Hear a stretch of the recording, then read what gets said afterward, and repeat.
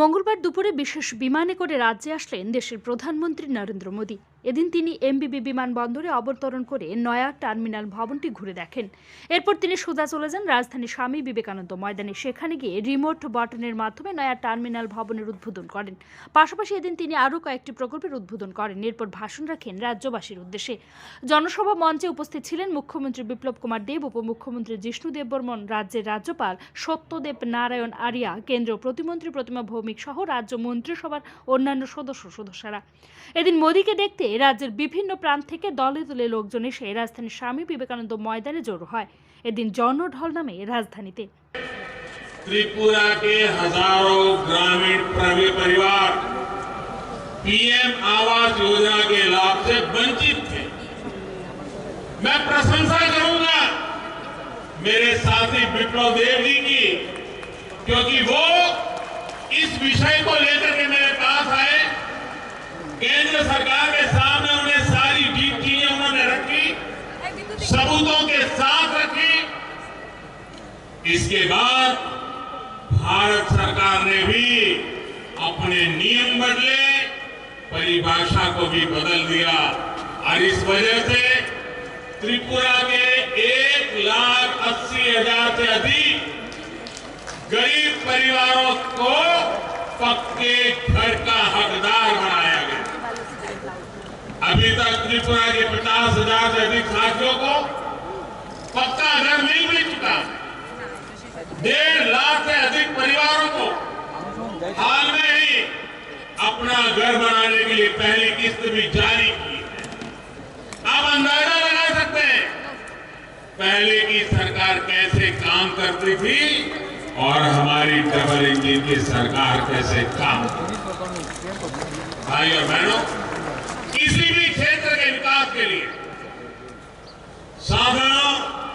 संसाधनों के साथ ही वहां के नागरिकों का सामर्थ्य भी इतना ही जरूरी है। हमारी वर्तमान और आने वाली पीढ़ियां हमसे भी ज्यादा सामर्थ्यवान बने, ये समय की मांग है, बहुत आवश्यक है। 21वीं सदी में भारत को आधुनिक बनाने वाले दूरदृष्टा नौजवान मिले। इसके लिए देश में नई राष्ट्रीय शिक्षा नीति लागू की जा रही है। इसमें स्थानीय भाषा में पढ़ाई पर भी उतना ही जोर दिया जा गया। त्रिपुरा के विद्यार्थियों को मिशन 100 विद्या ज्योति अभियान से भी मदद मिलने वाली। स्कूलों में सैकड़ों करोड़ रुपए से बनने वाली आधुनिक सुविधाएं पढ़ाई को और आसान और सुलभ बनाएगी। विशेष रूप से स्कूलों को जिस प्रकार अटल टिंकरिंग लैब, आईसीटी लैब और वोकेशनल लैब से लेस किया जा रहा है, वो इनोवेशन, स्टार्टअप और यूनिकॉर्न से युक्त आत्मनिर्भर भारत के लिए त्रिपुरा के युवाओं को तैयार करेगा। साथियों, कोरोना के इस मुश्किल कालखंड में हमारे युवाओं को पढ़ाई का नुकसान न हो, इसके लिए अनेक प्रयास किए गए हैं। कल से देश भर में 15 साल से 18 साल की आयु के किशोरों को मुफ्त टीकाकरण का अभियान भी शुरू किया गया।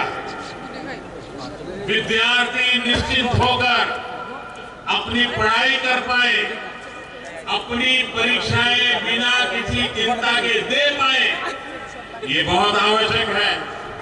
त्रिपुरा में तेजी से टीकाकरण अभियान चल रहा है। 80% से ज्यादा लोगों को पहली डोज और 65% से ज्यादा लोगों को दूसरी डोज लग चुकी है। मुझे पूरा विश्वास है कि 15 से 18 साल के युवाओं के संपूर्ण टीकाकरण का लक्ष्य भी त्रिपुरा तेजी से हासिल करेगा।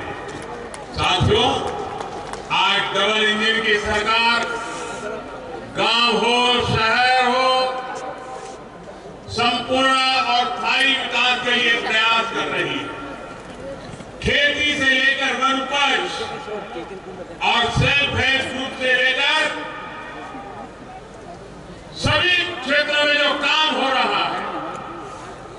भी हमारी इसी प्रतिबद्धता का प्रमाण है।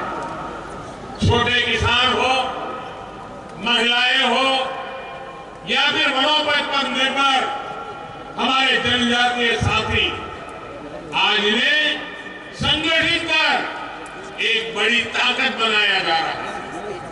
आज अगर त्रिपुरा पहली बार मूली बैम्बू कुकीज जैसे पैकेज प्रोडक्ट लॉन्च कर रहा है तो उसके पीछे त्रिपुरा की हमारी माताओं बहनों की बहुत बड़ी भूमिका है।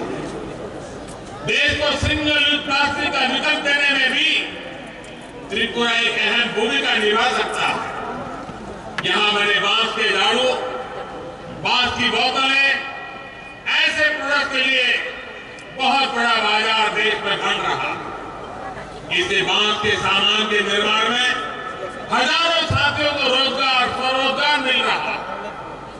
बांस से जुड़े कानून में बदलाव का बहुत अधिक लाभ त्रिपुरा को मिला है।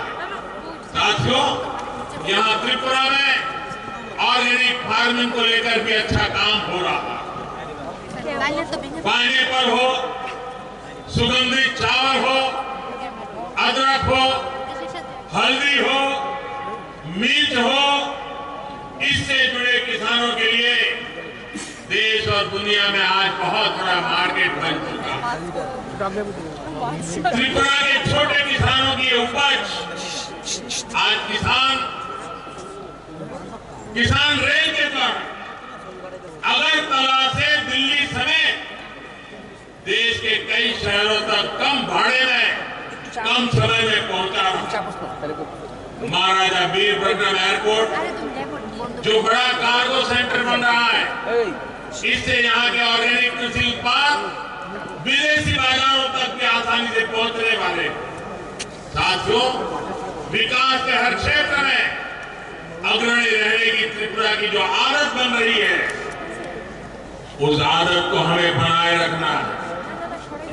देश का सामान्य मानवी, देश के दूर सुदूर कोने में रहने वाला व्यक्ति देश के आर्थिक विकास में साझेदार बने, सशक्त बने, सबल बने, यही हमारा संकल्प है।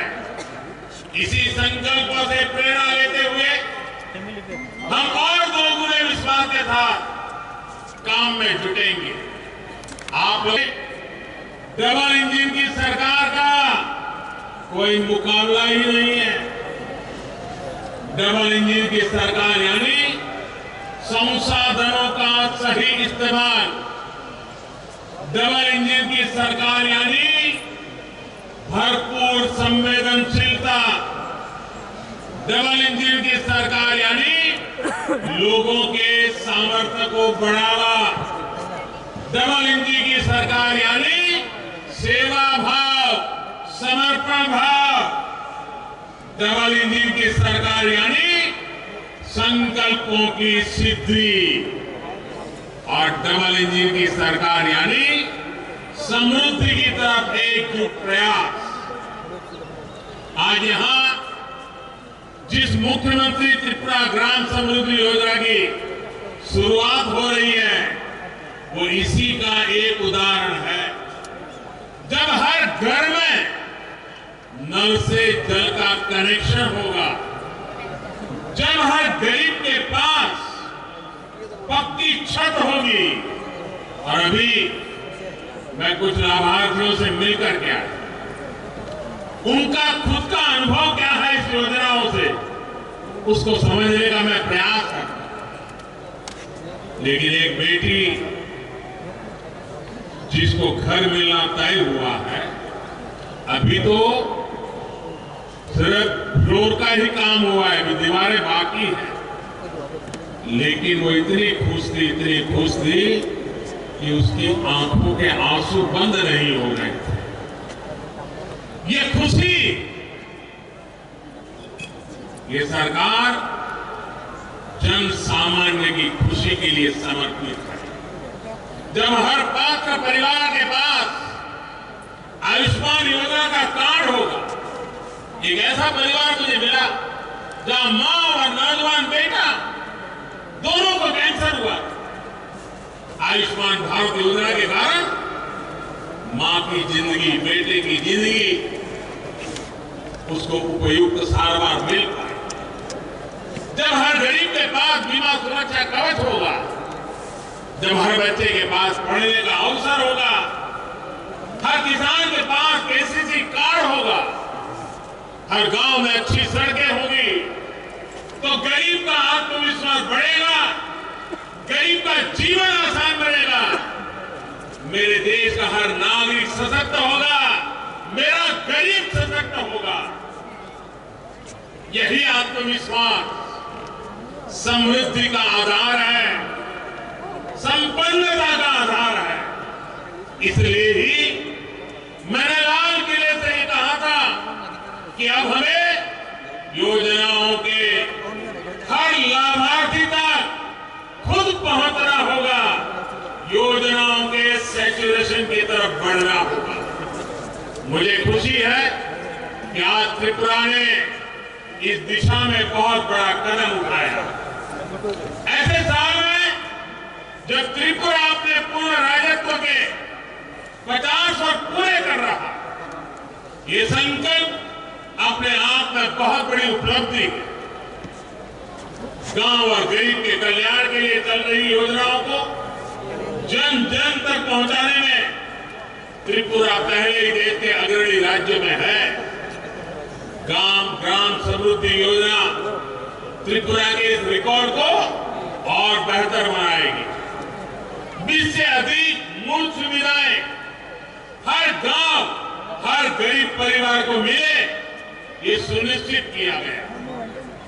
मुझे ये बात भी पसंद आई कि जो गांव 100% लक्ष्यों को पहले हासिल करेंगे, उनको लाखों की प्रोत्साहन राशि भी दी जाए। इससे विकास के लिए एक स्वस्थ स्पर्धा भी विकसित होगी। साथियों, आज त्रिपुरा में जो सरकार है, वो गरीब का दुख भी समझती है और गरीब के लिए संवेदनशील भी है। हमारे मीडिया वाले साथी इसकी बहुत चर्चा नहीं करते, इसलिए मैं आज एक उदाहरण देना चाहता। जब त्रिपुरा में पीएम आवास योजना ग्रामीण उस पर काम शुरू हुआ, तो एक मुश्किल आई कच्चे घर की सरकारी परिभाषा से। पहले जो सरकार यहां थी, उसने व्यवस्था बनाई थी कि जिस घर में लोहे की चादर से बनी छत होगी, उसे कच्चा घर नहीं माना जाएगा। यानी घर के अंदर की सुविधाएं भले ही जर्जर हो, दीवारें मिट्टी की हो, लेकिन छत पर लोहे की चादर होने भर से उस घर को कच्चा नहीं माना जाता था। ब्यूरो रिपोर्ट, खबर त्रिपुरा।